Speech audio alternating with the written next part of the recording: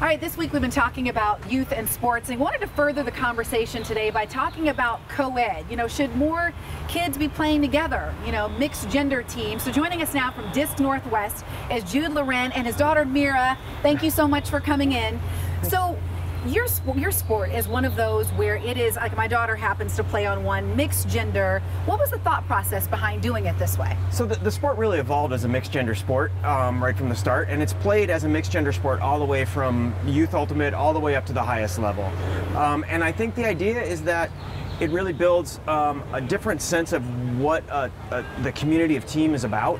And so it really challenges people to think about their role as an athlete on the field, and I think it builds new bonds between men and women and boys and girls in ways that only sport can. So I think that it's a really nice way to change the discussion around. Because you're part of the same team. Yeah, exactly. But now, Mira, you have firsthand knowledge of this, okay? Yes. So tell us about what's the experience been like for you playing with boys on the same team? Our team is a really cool team. We support each other, and I really like having to play with the boys because what we've created is super special. We all think about equity a lot, and it's an experience that everybody gets to have a chance, and it's actually given me a lot of courage to know that like I'm playing with boys and I'm keeping up or being better than them. High five to that. Now you've also created an all-girls team, right? Yes. And what was your reasoning for doing that? I love mixed, but single gender is also really important.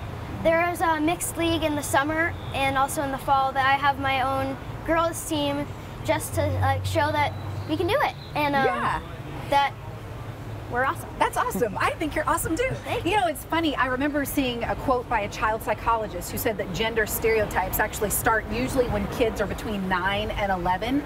And I've seen in some cases on some teams like the boys won't pass to the girls or vice versa. Have you seen any of that, and how do you work with it? We have, and there's a couple different, we talk a lot about that in our coaches meetings and our coaches trainings in terms of creating cultures on those teams that are very focused on inclusion. One thing that we've done this year is we started in the youth leagues, we call it an equity and inclusion score. So teams rate each other on what they perceive the other team to be doing in terms of involving everybody on the field.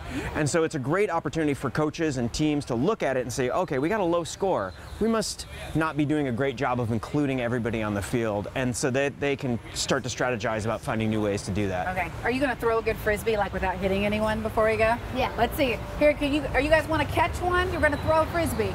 All right, ready?